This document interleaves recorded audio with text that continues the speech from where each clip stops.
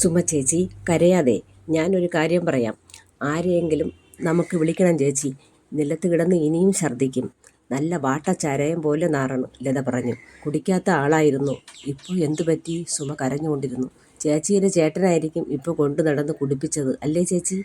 അതൊന്നും എനിക്കറിയില്ല. 2 മണി ആയിട്ടേ ഉള്ളൂ. ഇവർ ഉണരുന്നില്ലല്ലോ. അവരെ ഉണർത്താൻ ചേച്ചി. ഞാൻ ചേച്ചിയെ സഹായിക്കാം, ലത പറഞ്ഞു. അവൾ പുറത്തുനിന്ന് ഒരു ബക്കറ്റ് നിറയെ വെള്ളവും കയ്യിലൊരു പ്ലാസ്റ്റിക് മഗ്ഗുമായി വന്നു.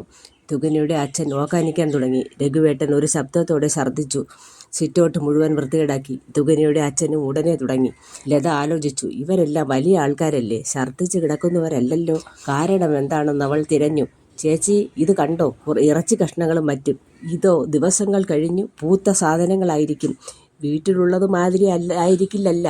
സുമ ചേച്ചി കരയാതെ, ഡോക്ടറെ വിളിക്ക് ചേച്ചി. വിളിച്ചിട്ടുണ്ട്, സുമ പറഞ്ഞു. വിളിച്ചാ ചേച്ചി? ലത താടിക്ക് കയ്യും താങ്ങി അന്തം വിട്ടിരുന്നു. ഡോക്ടർ വന്നെത്തി പരിശോധിച്ചു. വളരെ ക്ഷീണിച്ചിട്ടുണ്ട് രണ്ടുപേരും. ആഴ്ചകളോളം പഴകിയ ഭക്ഷണം ഉള്ളിൽ ചെന്നിട്ടുണ്ട്. ഇവരെ ഹോസ്പിറ്റലിൽ അഡ്മിറ്റ് ചെയ്യാം. നമ്മുടെ ഹോസ്പിറ്റലിലാക്കാം. എന്താ? സുമ കരഞ്ഞുകൊണ്ട് തലകുലുക്കി. വയസ്സായ ഇയാളാരാ? അതെൻ്റെ ജ്യേഷ്ഠ സഹോദരനാണ്. ഓഹോ, കണ്ടാലറിയാം മുഴുകുടിയനാണെന്ന്.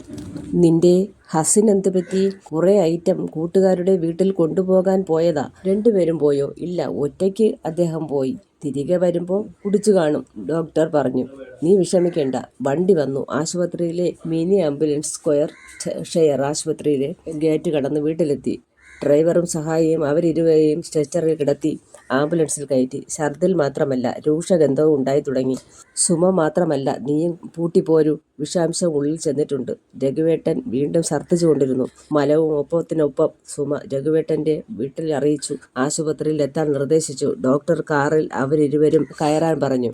സുമയും ലതയും നിർബന്ധം പിടിച്ച് ആംബുലൻസിൽ കയറി. ഉടനെ അവരിരുവരുടെയും വയറിളക്കവും ഛർദിയും കലശലായി. തളർന്ന് കുഴഞ്ഞ് വായ് തുറന്ന് തളർന്ന് കുഴഞ്ഞ അവരെ നോക്കി ലത അലറിക്കരഞ്ഞു. സുമ മനസ്സുരുകി ഏങ്ങിക്കൊണ്ടിരുന്നു. ആംബുലൻസ് പാഞ്ഞു പറന്നു. ഡ്രൈവർ പറഞ്ഞു, കരയണ്ട കരയണ്ട, അവർ രക്ഷപ്പെടും. കുടിച്ച് ഓവറായി അവർ വാള് വയ്ക്കുന്നതാ ചേച്ചി. തന്നെ ചേച്ചി, ലതയും പറഞ്ഞു.